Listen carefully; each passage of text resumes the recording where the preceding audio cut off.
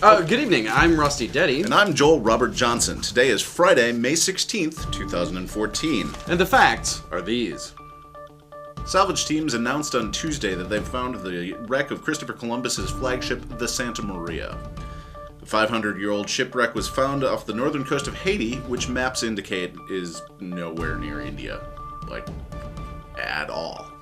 Like, here's India over here. Yeah, and Haiti's like way over here. It's crazy. It's way off, Columbus. You suck at this. Nice job exploring the world. Way to go, Christopher Columbus. And here's some good news for the mermaid community. Scientists report that the western Antarctic ice sheet will inevitably collapse into the ocean, raising sea levels by as much as 10 feet. A spokesman for King Triton said he's pleased to add cities like New York and Miami to his growing underwater kingdom. Human Rights Watch has organized a UN initiative to prevent the creation of autonomous killer robots.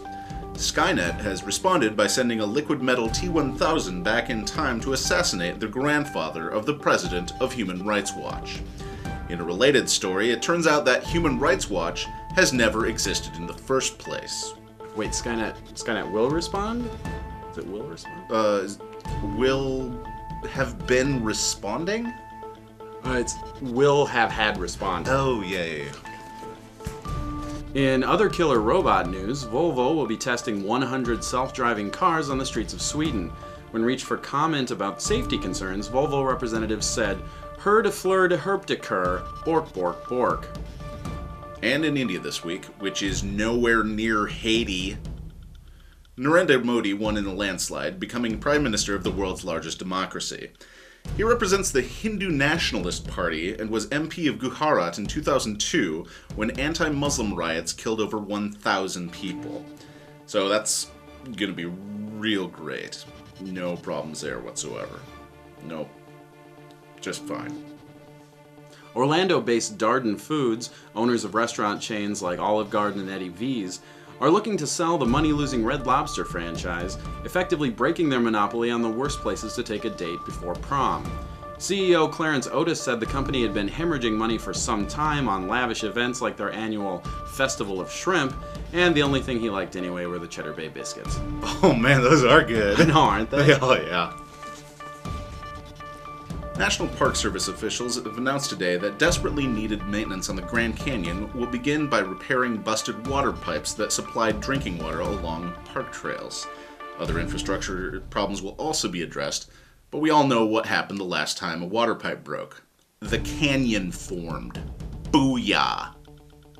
And in celebrity birthdays this week, Tony Hawk turns 46, Stevie Wonder celebrates his 64th birthday, and Madeleine Albright is 77. We'd also like to wish a warm happy birthday to Pierce Brosnan, who turned 61, but we cannot in good conscience bring ourselves to do so. We refuse.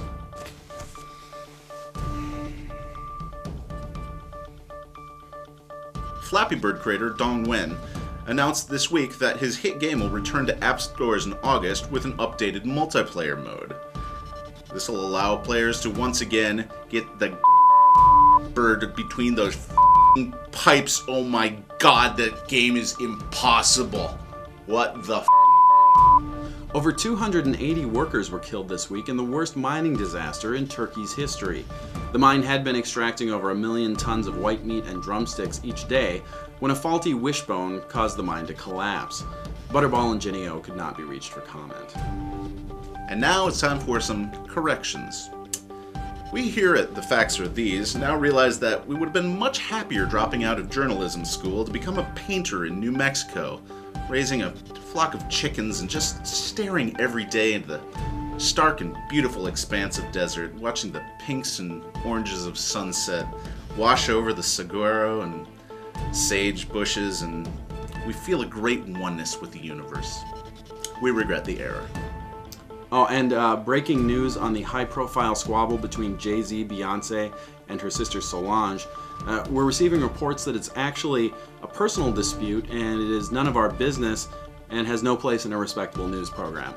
More on that as our nation's moral fiber continues to deteriorate. And the facts were those. Smoke 'em if you got 'em.